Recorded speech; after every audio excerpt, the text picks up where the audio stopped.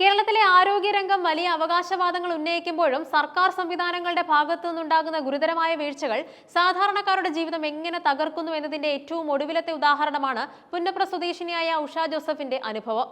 5 വർഷം മുൻപ് ആലപ്പുഴ വണ്ടാനം മെഡിക്കൽ കോളേജിൽ വെച്ച് നടത്തിയ ഒരു ശസ്ത്രക്രിയക്കിടെ വയറ്റിൽ കത്രിക മറന്നുവെച്ച സംഭവം, അതിനെ തുടർന്ന് ആ പാവം സ്ത്രീ അനുഭവിച്ച ശാരീരികവും മാനസികവുമായ പീഡനങ്ങളും ഇന്ന് കേരള മനസാക്ഷിയെ മരവിപ്പിക്കുന്നതാണ്. 2021 മെയ് മാസം 5-ാം തീയതിയാണ് ഉഷ ജോസഫ് വണ്ടാനം മെഡിക്കൽ കോളേജിൽ ചികിത്സ തേടിയെത്തുന്നത്.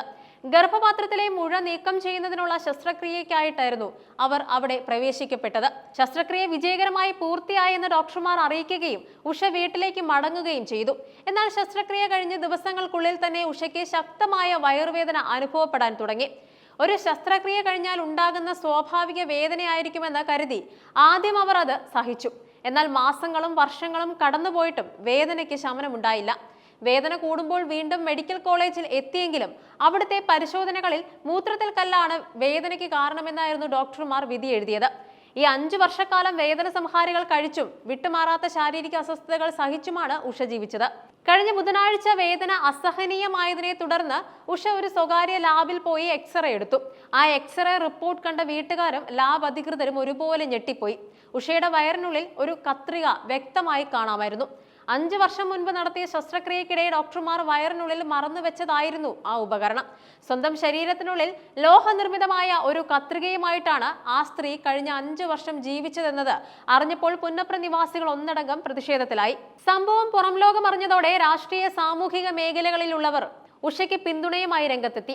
ഇതിൽ ഏറ്റവും പ്രധാനപ്പെട്ടത് AICC general secretary KC Venugopal MPയുടെ ഇടപെടലാണ്.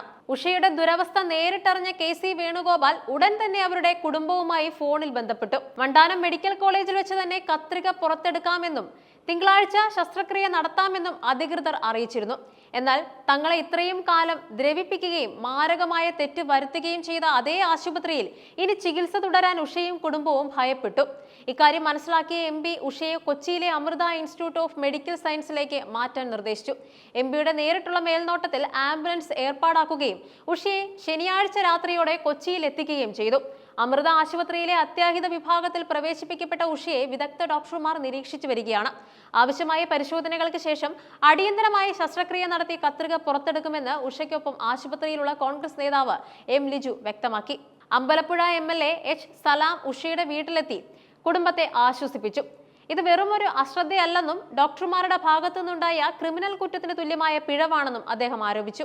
ആരോഗ്യമന്ത്രി വീണ ജോർജുമായി അദ്ദേഹം സംസാരിക്കുകയും കുറ്റക്കാർക്കെതിരെ കർശന നടപടി വേണമെന്ന് ആവശ്യപ്പെടുകയും ചെയ്തിട്ടുണ്ട്. അന്ന് ഡ്യൂട്ടിയിലുണ്ടായിരുന്ന ഡോക്ടർമാരെയും ശസ്ത്രക്രിയയ്ക്ക് നേതൃത്വം നൽകിയ പ്രധാന ഡോക്ടറെയും തിരിച്ചറിഞ്ഞിട്ടുമുണ്ട്. അന്വേഷണത്തിനായി ഒരു വിദഗ്ധ സമിതിയെ ഉടൻ രൂപീകരിക്കുകയും ചെയ്യും. കത്രിക കണ്ടെത്തിയ വിവരം പുറത്തു പറയരുത് എന്ന് ആരെങ്കിലും കുടുംബത്തെ ഭീഷണിപ്പെടുത്തിയിട്ടുണ്ടോ എന്ന കാര്യവും അന്വേഷിക്കും. കുടുംബം ആവശ്യപ്പെടുന്ന ആശുപത്രിയിൽ സർക്കാർ ചെലവിൽ ചികിത്സ ഉറപ്പാക്കുകയും ചെയ്യുമെന്നും മന്ത്രി വീണ ജോർജ് പറഞ്ഞു. ഈ സംഭവത്തിൽ ഉയരുന്ന ചില പ്രധാന ചോദ്യങ്ങളുമുണ്ട്. ഒരു പ്രധാനപ്പെട്ട ശസ്ത്രക്രിയയ്ക്ക് ശേഷം ഉപയോഗിച്ച ഉപകരണങ്ങൾ എണ്ണി തിട്ടപ്പെടുത്തുക എന്നത് മെഡിക്കൽ പ്രോട്ടോകോളിന്റെ ഭാഗമാണ്. അന്നത് ലംഘിക്കപ്പെട്ടു എന്നത് പകൽ പോലെ വ്യക്തമാണ്. കൂടാതെ തുടർച്ചയായ 5 വർഷം വേദനയുമായി വന്ന രോഗിയെ ശരിയായ പരിശോധനയ്ക്ക് വിധേയമാക്കാതെ മൂത്രത്തിൽ കല്ല് എന്ന് പറഞ്ഞ് മടക്കി അയച്ചത് മെഡിക്കൽ കോളേജിലെ ഡയഗ്നോസിസ് വിഭാഗത്തിന്റെ വലിയ പരാജയമാണ് കാണിക്കുന്നത്. 2021 മെയ് 5-ന് വണ്ടാനം മെഡിക്കൽ കോളേജിൽ ഗർഭപാത്ര ശസ്ത്രക്രിയയായിരുന്നു നടന്നത്. 2021-24 കാലഘട്ടത്തിൽ തുടർച്ചയായ വയറുവേദനയും അനുഭവപ്പെട്ടു. പലതവണ ചികിത്സ തേടിയെങ്കിലും തെറ്റായ രോഗനിർണയമായിരുന്നു.